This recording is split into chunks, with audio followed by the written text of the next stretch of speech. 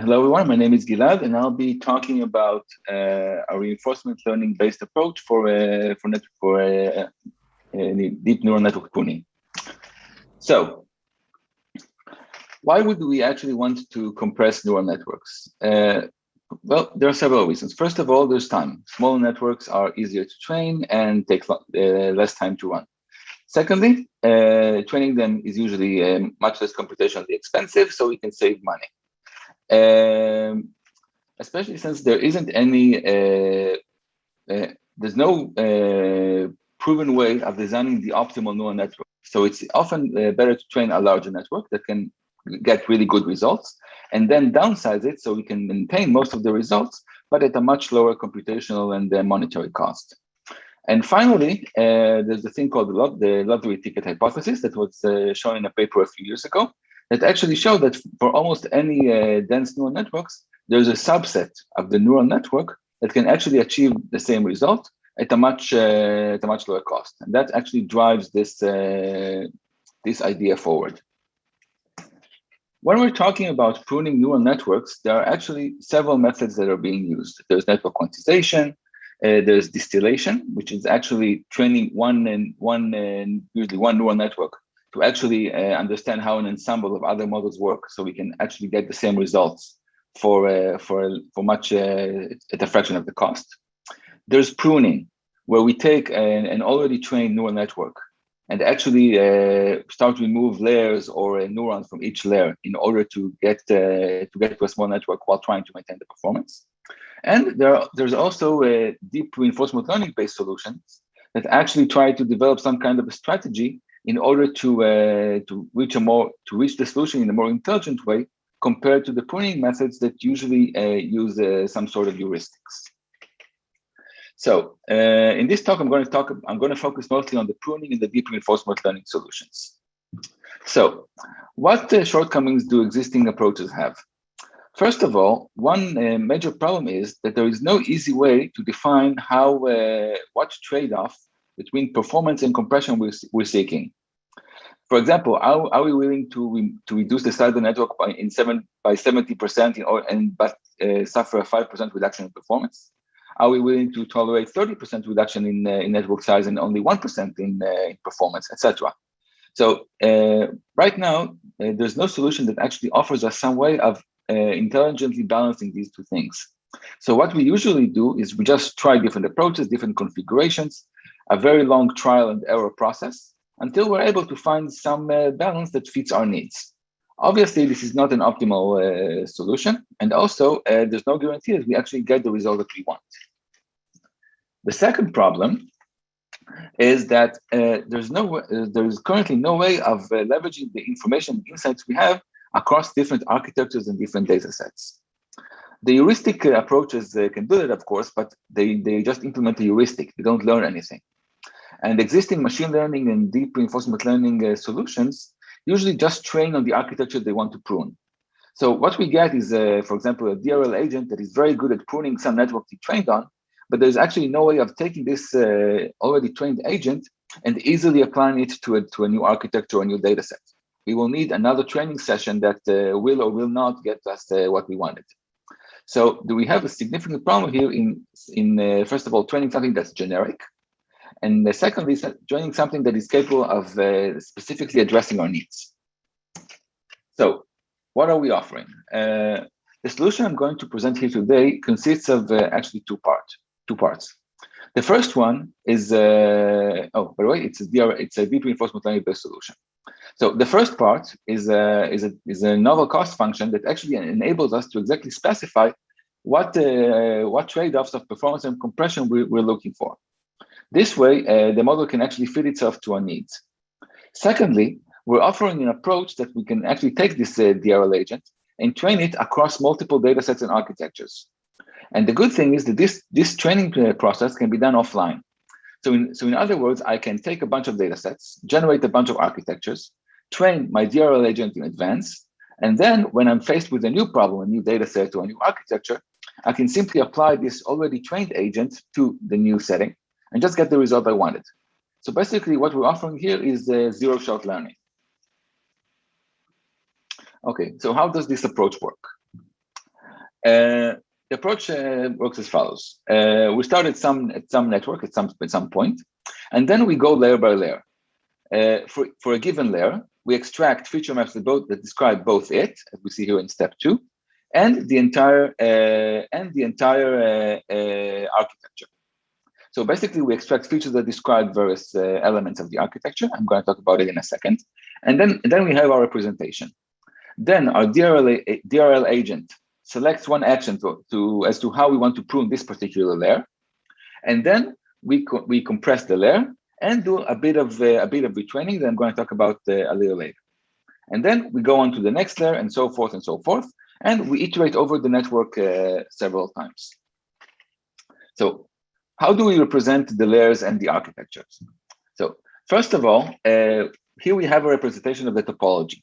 For each layer, we extract a bunch of features that describe it. For example, is it using batch norm? What's its activation function? Does it use dropout, etc., and the dimensions? And then we take all of this and represent it in a matrix.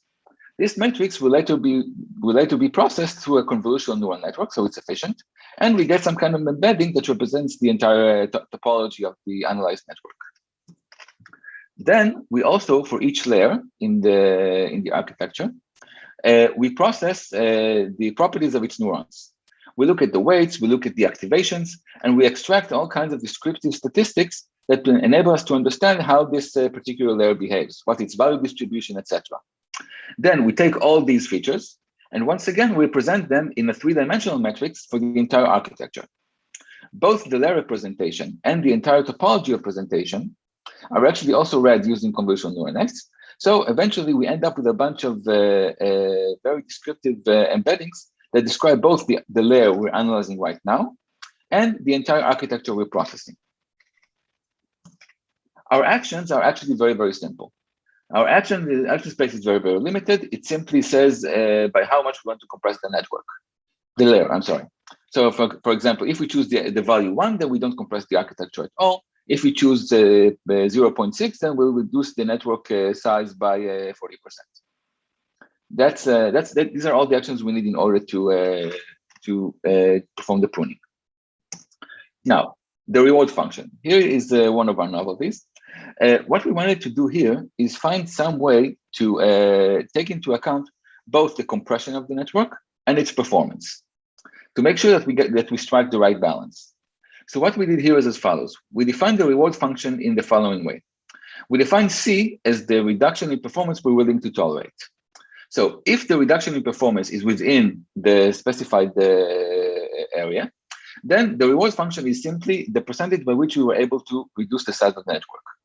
However, if the reduction in performance is larger than what we specified, then we immediately provide a large negative reward that is proportional to the pruning of the network. In other words, if you prune the network by a large amount, but also reduce performance significantly, then you'll get a pretty big penalty.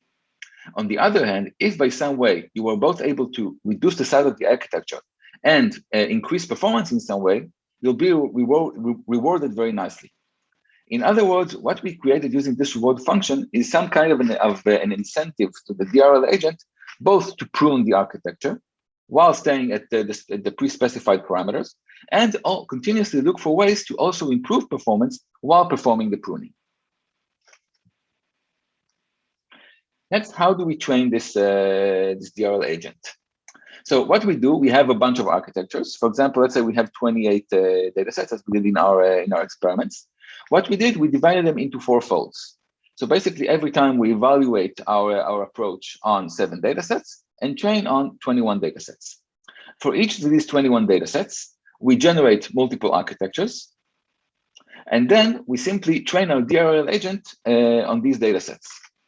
The nice thing about this is that this entire process can actually be performed offline, I'm sorry. So in other words, I can, well before applying this in some production environment, I can use multiple datasets, multiple architectures, and simply train my model so that it's ready to be applied on whatever comes next.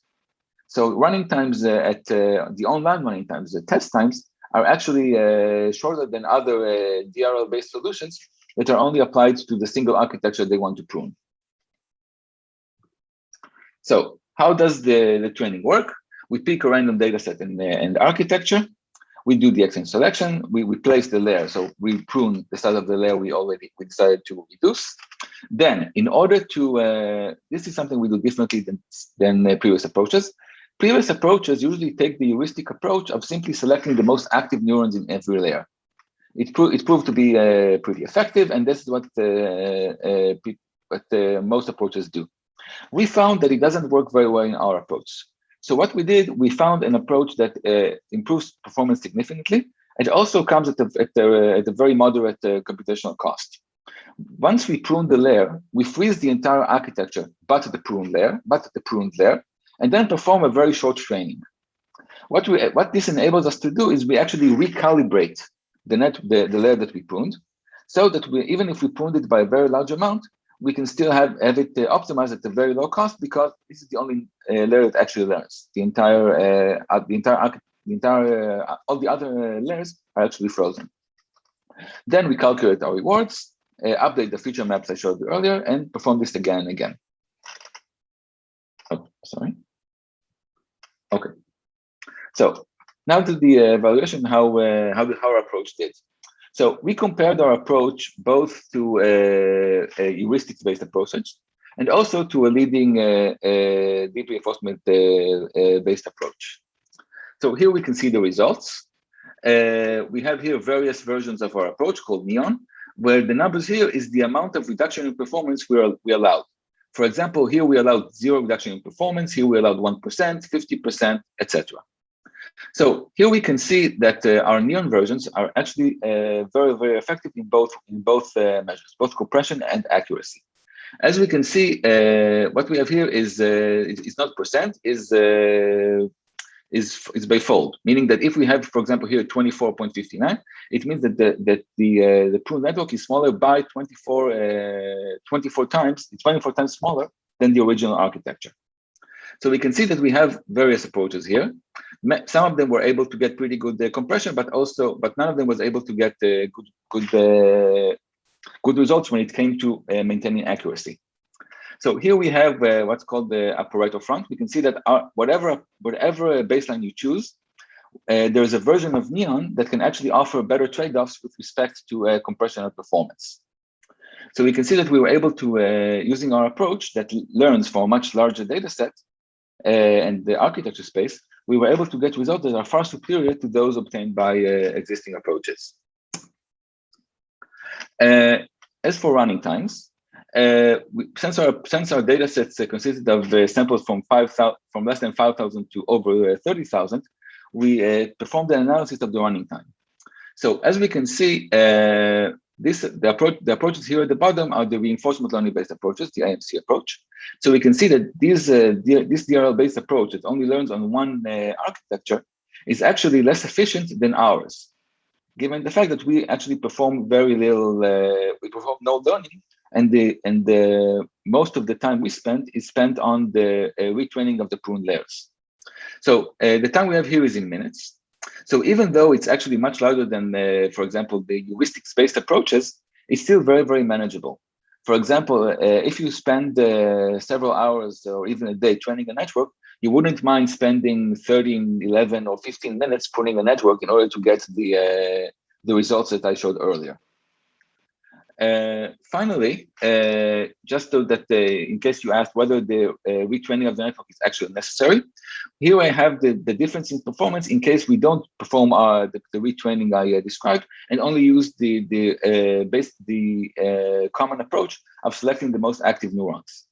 We can see that this approach actually reduces compression and accuracy by very large measures. The reason for this is that without the ability to recalibrate the network, the DRL agent has a much harder time understanding where the architecture is going. Using recalibrating, which as we've shown has a very low computational cost, can actually provide the agent with a much greater degree of certainty and control over what happens. So to conclude, the main contributions I would like people to remember about the work I present here is that we have a new approach for using deep reinforcement learning for neural architecture pruning. We have a new approach that models not only the current layer, but the entire topology and the way it's modeled. we have a new approach, that a new reward function that actually enables us to specifically state what trade-offs we are willing to tolerate. And finally, this entire thing is powered by our ability to learn across multiple data sets, so that we actually have to perform no learning, i.e. zero-shot learning, when applied to new data sets. Okay, I think my time is up. So thank you very much. And I'll be happy to answer any questions you may have.